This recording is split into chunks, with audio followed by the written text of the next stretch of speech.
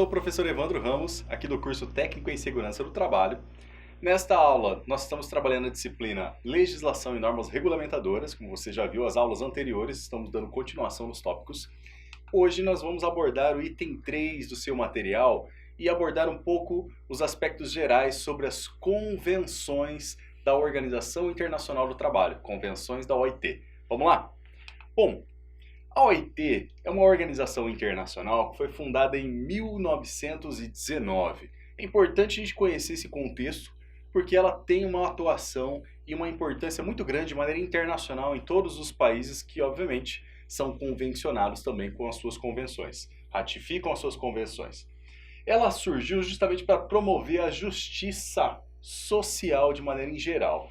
E a OIT, ela é a única agência das Nações Unidas, ok? Que tem estrutura tripartite, na qual participa representantes de governos, organizações de empregadores e também trabalhadores. E atua com 187 países membros. Isso é bastante coisa. E esses países, é claro, seguem a normatização ou seguem orientações específicas das convenções que a Organização Internacional do Trabalho institui e normatiza para virar um padrão, literalmente, para o surgimento e elaboração de outras legislações e atos normativos de cada um desses países. Tá claro?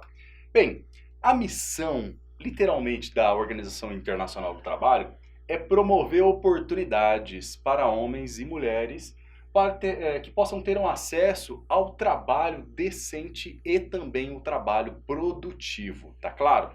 Então a OIT, ela é uma organização internacional que institui algumas convenções. Essas convenções que vêm de maneira internacional aos seus países membros, eles devem elaborar legislações com base em orientações dessas convenções. É dessa forma que funciona o desenvolvimento de legislações e normas, atos normativos de cada país.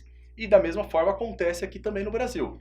Logo, as normas regulamentadoras levam em consideração atos normativos das convenções da OIT, tá claro?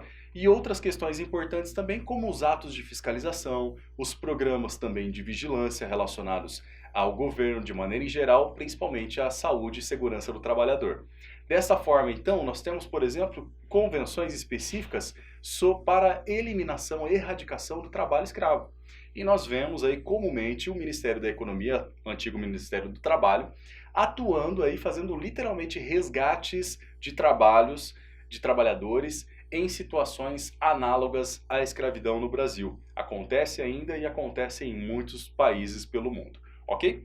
Bom, há hoje 96 convenções que são ratificadas, aceitas, assinadas, concluídas pelo Brasil, ok? E todas elas estão relacionadas com trabalho noturno, proibição do trabalho infantil, por exemplo, temos várias convenções, trabalho decente livre de trabalho escravo, convenções para normatizar especificamente questões relacionadas aos trabalhadores domésticos, saúde e segurança do trabalho com químicos, na construção e em vários outros segmentos. Então, dessa forma, as convenções OIT, elas surgem justamente para dar um norte, literalmente, para cada país elaborar o seu arcabouço legal, suas legislações.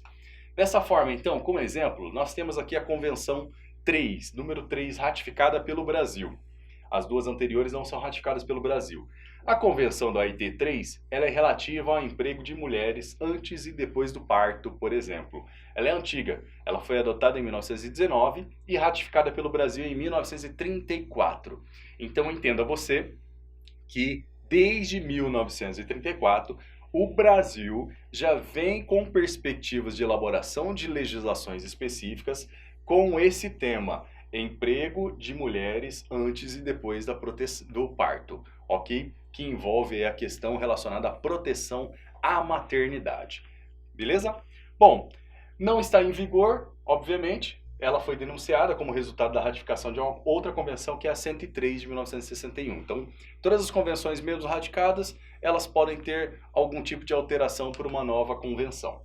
Temos outro exemplo aqui de convenção ratificada pelo Brasil, que é a Convenção número 4, que é relativa ao trabalho noturno das mulheres, também de 1919, ratificada pelo Brasil também em 1934, não está em vigor também e foi denunciada em 1937. A denúncia significa termo técnico da própria OIT. Quando ela denuncia uma convenção, ela substitui o texto dessa convenção por outro. Ok? Então ela acaba revogando e colocando em status uma nova convenção com aquele tema ou, obviamente, suprimindo aquele tema. Um outro exemplo ainda é a idade mínima de admissão dos trabalhadores nas indústrias, ratificada pelo Brasil também em 1934. Você vê que muitas normas elas são antigas e as mais novas, como vamos ver mais para frente, elas são literalmente também de muitos anos atrás. Porém, contribuem muito para o processo de trabalho no Brasil e a organização do trabalho no Brasil. Essa norma também não está em vigor, ok? Bom, o que nós temos então de alguns exemplos de normas que estão em vigor? A Convenção 171 da OIT, que trata sobre trabalho noturno. Essa convenção, ela teve a adoção da OIT em 1990, ela foi ratificada pelo Brasil em 2002 e está em vigor com, obviamente, um instrumento atualizado, normatizando, orientando os países quanto às questões relacionadas ao trabalho noturno. Outra convenção é a Convenção 161, que trata sobre os serviços de saúde do trabalho e segurança do trabalho. De 1985, ratificada pelo Brasil em 1990, está em vigor também e está atualizada.